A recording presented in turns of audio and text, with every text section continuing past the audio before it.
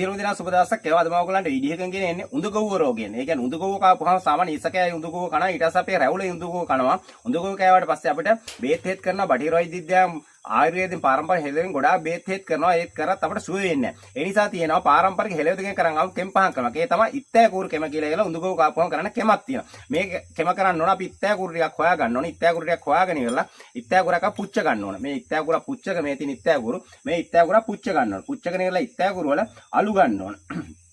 ඉත්තෑ කූරු වල අලු අරගෙන ඉවරලා දෙහි බින්දුවක් දාලා ඉවරලා අදාළ ස්ථානේ. ඒ කියන්නේ සමහර කට්ටිය ගොඩාක් කට්ටිය උඳුගොව්ව කාලා තියෙන හිස කෑවල සමහරෙන් තට්ටෙන් පෑදිලා තියෙනවා. ඒතකොට ඉතින් ගොඩක් ඉතින් ඉත්තෑ කූරු වල මේ දැලි ගන්න ඕන. දැලි අරගෙන ඉවරලා ඒ දැලි අයින් කරගෙන ඉවරලා ඒකට දෙහි බින්දුවක් දා ගන්න ඕන. දෙහි බින්දුවක් දාගෙන මේ කෙම කරන්නේ සාමාන්‍යයෙන් දවල් වරු. ඒ කියන්නේ හිරු රශ්මිය වැටෙන වෙලාවක තමයි මේ කෙම කරන්නේ. මොකද දවල් වරු හිරු රශ්මිය වැටුණාට පස්සේ මේ අර දාඩිය දැම්මට පස්සේ මේක මොකක් අපිට තේරෙනවා. මොකද මේ උඳුගොව්ව කාපු තැන අපිට නිකන් දැනෙනවා මේක ක්‍රියාත්මක වෙනවා කියලා. ඒ කියන්නේ මේ ඉත්තෑ කූරු වල අලුයි දෙහි එකට අපි මිශ්‍ර කරලා ගෑවට පස්සේ සාමාන්‍ය සඳහන් වෙන පාරම්පරික මේක දවල් වරු 3ක් ගන්න ඕන කියලා. ඊට පස්සේ අපිට ප්‍රතිඵල ගෙන දෙනවා. ඉතින් ඊට ප්‍රතිඵල ගෙන දෙනවා නම් ඉතින් වරු 3 නෙවෙයි ඊට පස්සේ අපි සතියක් හරි ගන්න පුළුවන්. මොකද තුවාලේ තියෙන මිනිහා තමයි තුවාලේ වේදනාව දන්නේ. ඒ වගේම තමයි උඳුගොව්ව රෝගේ පෙළෙන පුද්ගලයා තමයි උඳුගොව්ව කාපු එකේ වේදනාව දන්නේ. මේ තියෙන දැන් මෙන්න ඉත්තෑ කූරු අලු ගත්තා.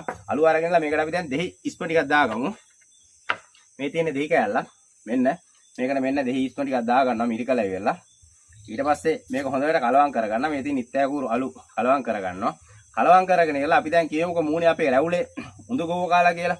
මේ අලු ටික අරගෙන ඉවරලා දැන් අපි ගිහුව මේ මූණේ මේ පැත්තේ උඳුගොව්ව කාලා කියලා. මෙන්න මේ ආකාරයෙන් උඳුගොව්ව කාව තැන ගා ගන්නවා. මේක දවල් වරුවේ ගාගෙන ඉවරලා සාමාන්‍ය අපි අවු වැටෙන වෙලාවට හිටියට පස්සේ අපිට දාඩි දාලා මේ ක්‍රියාත්මක කරනවා කියලා තේරෙනවා. ඉතින් සාමාන්‍ය ගත්තට පස්සේ දවල් වරු 3ක් කරාට පස්සේ මේක අපිට සුවාතර ගෙන දෙනවා අනිවාර්යයෙන්ම. මේක අද්දුටුවේ සත්‍යයි. මේක කරලා බලන්න. නොදැක්කනේ දකින්න කරගන්න ලයික් කරන්න ෆලෝ කරන්න ෂෙයා කරන්න සුනියන් දේවතා වහන්සේ